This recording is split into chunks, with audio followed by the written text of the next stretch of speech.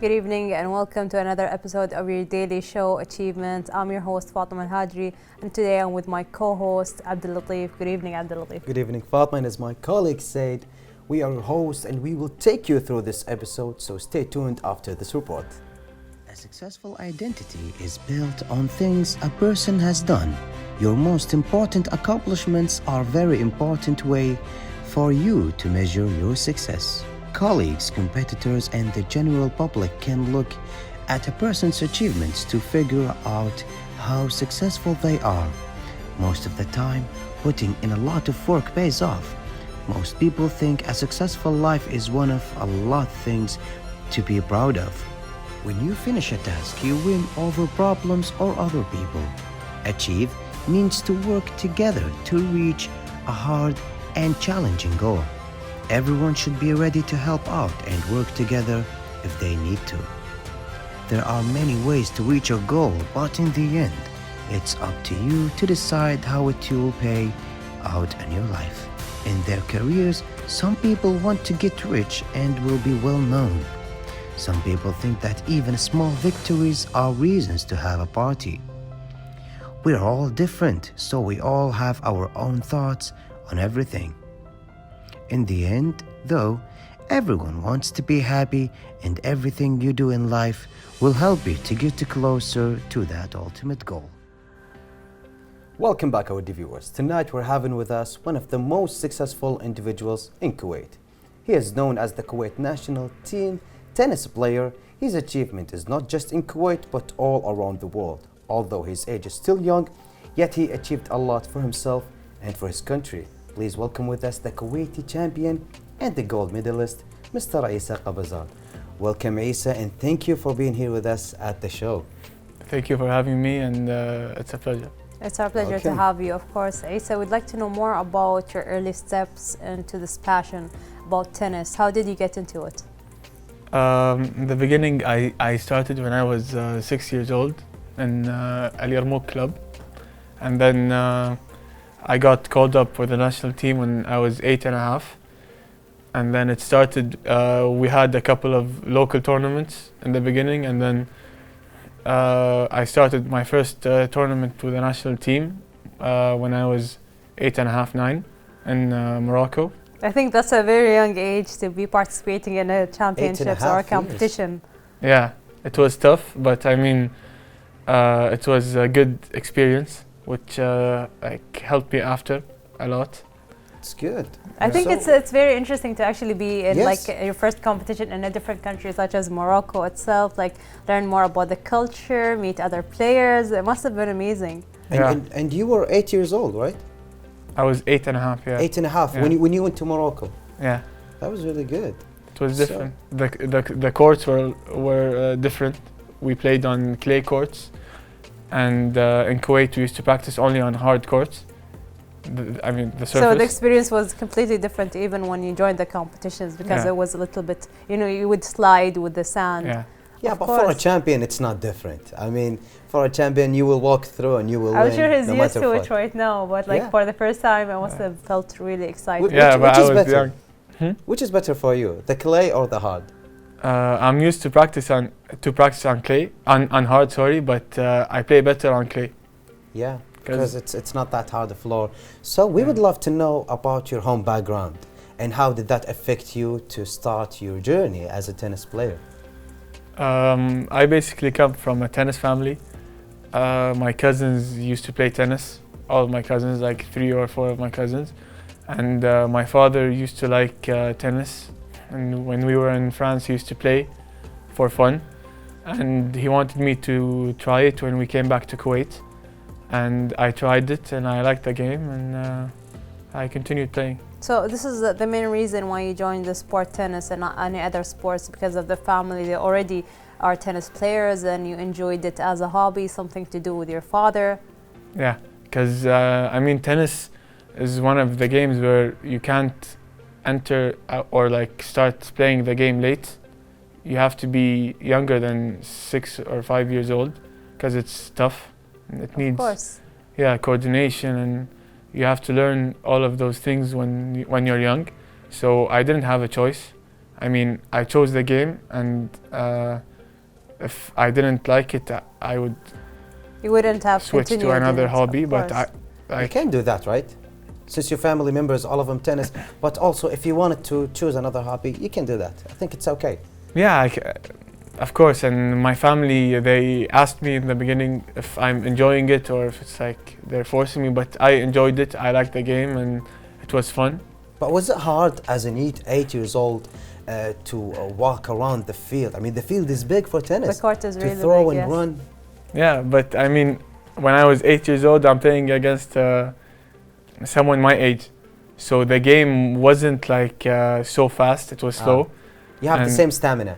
Yeah, and like for people to watch, it's not fun, of course, like the men's game.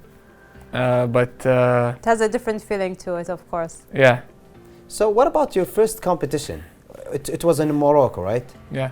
So can you tell us more about that experience? I mean, who went with you and how was it in general? It was an Arab tournament. We went to Morocco before it, like 2 weeks before for a camp. And we were 10 players, 5 who were under 10 and 5 were under 12.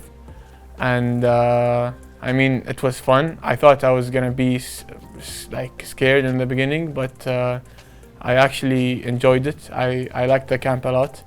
And How was the country with you? it was nice. It was nice, right? Yeah, but yeah, beautiful. for me, I wouldn't go for like for a vacation. But I've been there like 5 times for tennis, and That's good. So you but- already enjoyed the scenery, you got around, watched the beautiful culture, yeah, visited places. So this is something you've already watched. So Yeah. you're not going to be going there for a vacation, of course. So I have a question for you when it comes to championships. You had so many. So which one would you say is your favorite? I'm sure you had plenty that were like really the highlight of your journey. I would say the Gulf tournament, the one that was in May, where I got the gold medal in the Olympics Gulf tournament. It might not be the biggest tournament I won, but it was different. It was special because I was playing in my home country, and the stadium was full.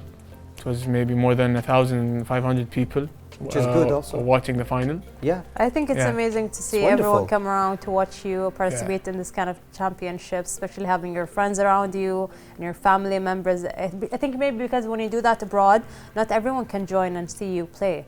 Yeah. So Yeah. to actually have it here and have everyone there is just amazing. Yeah, And also, there's the pressure will a little bit went off because when you see a lot of people cheering your name. But I heard something, and I want to know about. Is it true that in tennis the audience cannot cheer the name, cannot scream or cheer? Yeah, during the point you can't talk at all. It has to be silent, but you can cheer after the points. I mean, in between points you can cheer as much as But you after want. you reach a point, like Ace has scored a goal, yeah, okay, we can cheer. Yeah, good job, Ace, and like this, right? Yeah, they can cheer, and in Kuwait they cheer a lot. It's like a football game, but Yeah, it's okay. We when I cannot start- control it. yeah. I mean, that's even better. But Yeah. when I start serving or my opponent starts hitting the ball, it has to stop. But is it true that it's sometimes it's interpure your focus, so you cannot focus when someone cheers and screams? Since you tried it here in Kuwait. Yeah, because it's a game. I mean, our sport, you use your legs and your hands, and it's kind of, it affects the focus, of course, when someone talks, and you're alone in the court, so that's even tougher. So you would like it more quiet. So you can focus about Focus. the next move of your opponent and like this. Yeah, and you also want to hear the referee, if he's saying it, if it's in or out. If people are talking or they're cheering, I can't hear the calls. So it's So- tough. So he's probably going to miss a point that way. Of course, Yeah. you need to know if it's in and out so you don't continue the game. You just need Oh to stop. yeah. Now I know why. So we would love to know about your favorite tennis player. Is it maybe Federer or we have too many? Maybe Djokovic. Yeah, we have too many of them. Actually, I couldn't read his name. Djokovic. Before that, I wanted to read his name because I know him. He's a champion. So we would love to know about your favorite player who you can learn from as moves and things. Yeah, my favorite player is Andy Murray. He's a Wimbledon winner, and he was one of the best ever. And he's still playing, but he got a bit older. And my current, let's say, idol is Carlos Alcaraz. He's the upcoming star, and he's a fighter. I like the way he plays, the way he fights for the points, and even how humble he is outside of the court. And do you think someday we will say that we will ask someone, me and Fatma, who's your favorite player that you learn They'll some probably moves say from? like Isa. Yeah, they will say like Isa after 10 years, Isa Qavazat, he's I think the best. he already has like fans when it comes to the Well, small I am one groups of in them. the tennis Kuwait national teams. I'm sure you have a lot of fans. I mean, yeah, They I look up see to the you. support on social media, and it's been nice and it's been great. I'm trying to be humble and try to focus on my game to even work more and more to get my name to to be the best in Asia or in one of the You best can in the do world. it. It's easy on you. Hopefully, yeah. It's easy. He's Right, already a Fatma? champion, so I Yeah. think you're gonna be able to manage that in no time. Of course, when it comes to your favorite time to do what you love, play tennis, how do you manage your time with your basic life, going out, working, and even playing tennis? So how do you manage your time? I mean, managing time here in Kuwait, for me as a student, it's very tough. I practice from 8 to 10 in the morning, and then I go to uni, and then I finish. I have 4 to 5:30. So it's a bit tough, but I'm trying to do my best. And I think it's the work is showing, the results are showing, and yeah. I think that's very important to actually is. manage your time. You have this only slot like in the morning to do that, but in the weekends, how do you manage that? Because I think a lot of people, especially now with summer, a lot of people want to go to the chalet, they want to go to the beach. So do you work out or do you just hang out with your friends? Our weekend is just one day. It's Friday, because on Saturday we have to practice in the morning. But So it's also considered as a weekend. So he still has like Yeah. one Yeah, day It's off. fine. I mean, yeah, sometimes it's not fun, because when it becomes tough, because I mean, with the new Rafa Nadal Academy and with the coaches, it's tough. I mean, we don't have to like it. I mean, But you have But to do it's it. I paying enjoy it. off, of yeah, course. we don't have to like it, but we do it, and we enjoy it when we see the results, of course. And yeah, I mean, I think like Friday is enough for a Yeah, holiday. Friday is enough. You And can do whatever you want. Have some cheat meals. yeah, of course. Do the things that you like. But you mentioned something before, Fatma, she said it, which is you have fans. You have a lot of fans. And there is too many things that interesting because you already have some fan base and you achieved a lot, Isa. And some people think that, okay, you need some free time or you need to go a little bit easy on yourself with the commitment. But please, we want you to be one of the world's biggest champions in tennis. So do that as possible as you can. Okay, one day is off, one day is good, but we would love to know also about the support. Since you have a fan base, can you tell us about who's your favorite and your biggest supporter? I mean, I would say my friends and my family, especially my father. He I mean, supported me a lot since I was young, and I'd say my friends also. They always say that friends affect the athletes in a bad way, but I mean, my friends they are like always there in every match, local tournaments. They even travel sometimes to my tournaments outside, like the World Cup qualifiers. A couple months ago, they were there. They traveled, and so it's good that they're there and they're pushing me. I think that's amazing, but I didn't know that your friends could actually affect you, like for athletes. I thought like they're like a good support system sometimes, but I guess sometimes like you want to go out with them, you want to have fun, so you kind of skip the workouts. Maybe that's why. Yeah, I mean here in Kuwait, we always hear that sometimes, and it might be true, that you see your friends having fun. Sometimes when I was in school on Thursdays, I would like to go out for lunch and then go sit with them the whole day, but and it's tough to resist sometimes. But I used to go back, have lunch at home, and then go practice. Then I can see them at night for like 1 or 2 hours. I mean, yeah, for athletes, if you want to be a good athlete, you have to, I mean, like you're not gonna live the life of a normal. Of normal course, you're person. gonna be A lot more of dedicated. trainings. Yeah. Of But course. that's good. Yes, of course, I can see like you can see him winning championship, being dedicated, getting improved every time. And of course, when it comes to your critic, I'm sure there's someone who's always pointing out to your mistakes or areas that you need to improve yourself in. So who is that person? My coach, my Portuguese coach, Nuno Marquez. Since we started with him, I mean, everything was different. He's a very tough coach, but he's very good. And he was a very good player. He was top 100 for a couple of years, and he coached the Portuguese national team. So That's actually a big deal. yeah, He coached the Portuguese national team in tennis, and he also your coach right now. And they Yeah. are not easy, yeah. right? They're not easy, definitely. That's really interesting, and of course we have a lot of things to talk about in questions, more and more. But stay with us, ladies and gentlemen, as we come back for more and more after this report.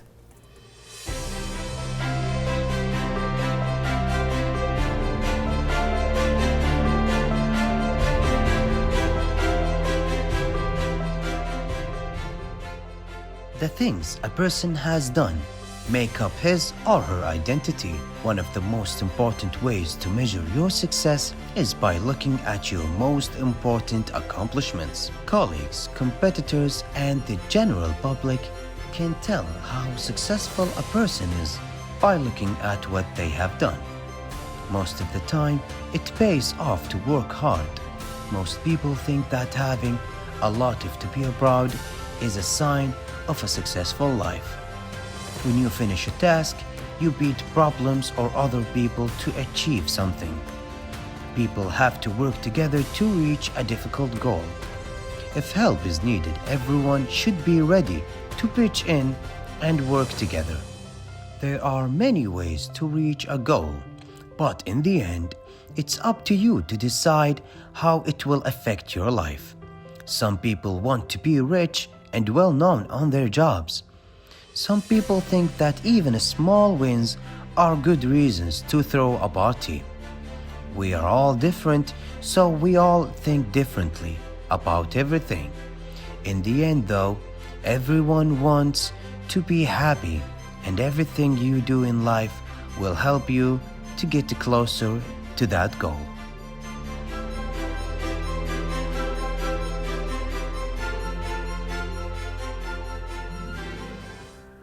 Welcome back, our dear viewers. So, Isa, I would love to know about, as a tennis player, about your deepest fear. Of course, you have something you are afraid of.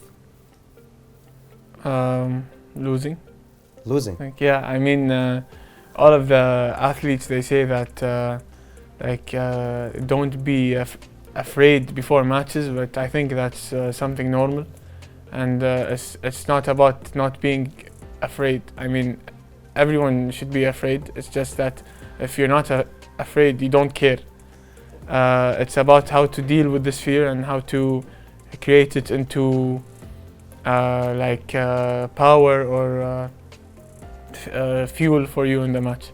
Of course, I think a lot of times, even for champions, when it comes to the game, you get a little bit scared or stressed because you really want to win. And sometimes okay. your opponent can be a really good player. So it can be stressful sometimes, but I think it's very important to keep your mind clear when it comes to the game.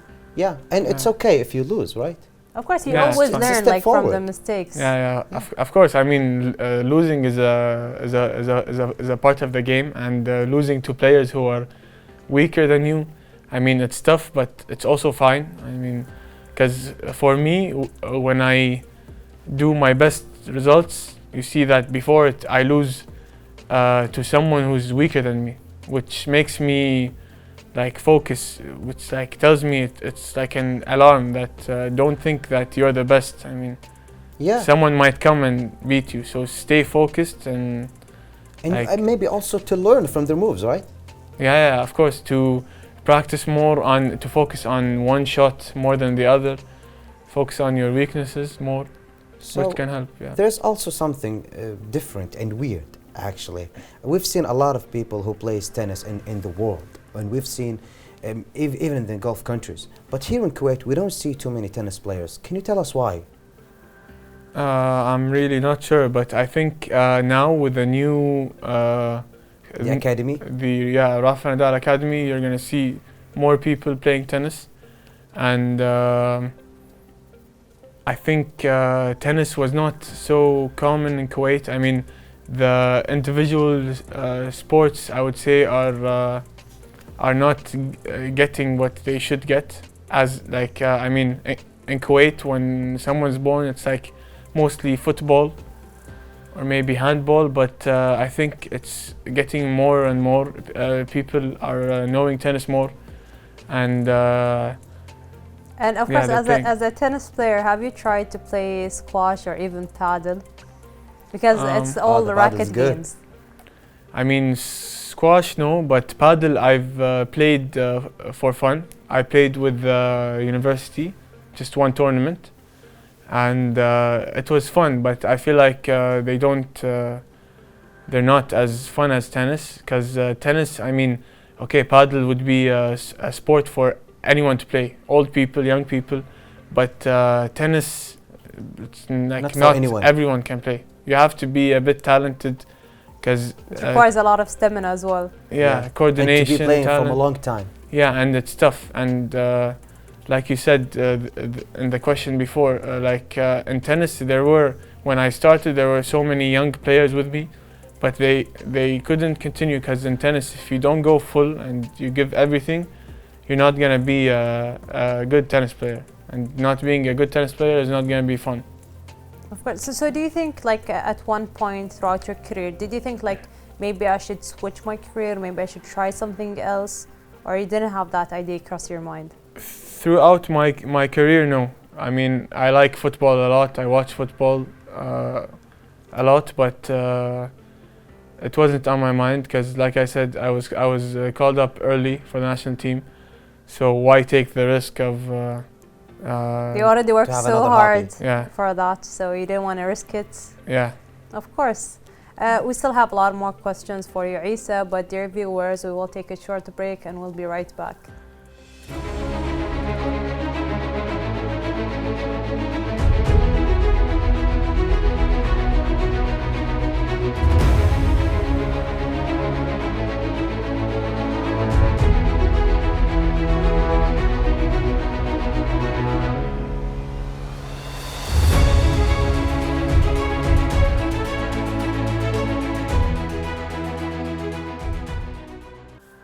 Welcome back, our viewers, and welcome back, Isa. So, Isa, I would love to know about your highlights and your best experiences that you had on your journey. The best, let's say, tournaments I've played was the World Cup qualifiers, and the first time I was with the team, we qualified, and we beat so many good teams. It was in Vietnam. I was 17. I was 16 years old actually, playing with the first team, and it was a great experience. And the older players with me, they made it so easy for me to get into the team and get to learn from that experience. And all the other tournaments, like the GCC tournaments and the Arab tournaments, we've played it since I was young, in every, like from under 10 to the men's team, and we've done so many good results in those tournaments. So do you think that you have achieved all your goals? Because I think you have achieved so much so far. So do you think like this is enough, or you're gonna strive for more? No, of course I'm gonna strive for more, and like in my mind, I feel like I'm still I haven't been to the prime of my career. I'm still 21 years old. I have I can you play. have a lot of things on your future. Yeah, You I still, mean, I think yeah. he still has a lot more to Athletes achieve. this generation are different. We have more technology with the sports, and we have I mean we can play until like 40 years old. 40, and sometimes even more than 40 years old. Yeah, And still you can achieve a lot even, right? yeah. I mean, where do you think is your prime for Isa? Is it maybe when you are 30 or 25 or maybe now? I would say maybe 28, because the normal prime for a normal like European athlete would be 24, like 25. But I'm planning on doing like I have one more year of college. After that, I'm just gonna play Focus. tennis. Just Yeah. focus on tennis for 4 or 5 years, and by doing that, I'm gonna be much better than I am now. And do you think that it's going to be more fun when you finish college and focus maybe in tennis? So Yeah. you have more free time, He has right? a lot more time Yeah. to work. yeah, I mean, I'm planning on like staying the whole year out of Kuwait, playing tournaments, just playing tournaments for the ranking, ATP ranking, and if I'm called up for any national tournaments, I'm always gonna be there. Yeah, And even in terms more of free time. yeah, food and sleep, it's gonna help a lot. Everything is gonna be perfect, like a normal professional athlete. So after college, you don't want to maybe have a job or maybe get into another major, or maybe study more? I mean, I'm gonna have my degree with me, but I thought of it a lot. I asked myself how many tennis players were there. I mean, if I'm gonna work in any normal sector in the country, which I can do if things don't go well after those 4 or 5 years. I can still go back and I can work anywhere, like here in Kuwait. And do you want to continue in tennis as a career, maybe to whole your life? Yes, but not as a. I don't think I can be a coach or. I mean, Just as a player. I just want to be a player. I want to do my time, and then I think by that time I'm gonna have other priorities. Like, of course, like playing tennis now, it's taking time away from my family, and the family I'm gonna have maybe in the future. So after tennis, I think family is gonna be a priority. Family and friends. Yeah, of course, Yeah. family and friends. But if you go back in time, would you maybe still choosing tennis as a hobby for you? I think maybe you will say football. Yeah, there is a smile, but there is a good answer after it, really.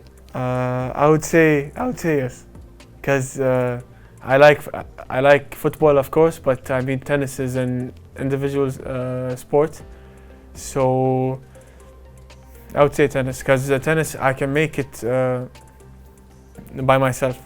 I mean, in football maybe it's tough if your team is not so well, or yeah, you cannot carry the whole team alone. So if anyone is interested in joining the sport of tennis, where do they go to apply or even to learn about the sport? Now it's Rafa Nadal Academy in the 360 Mall.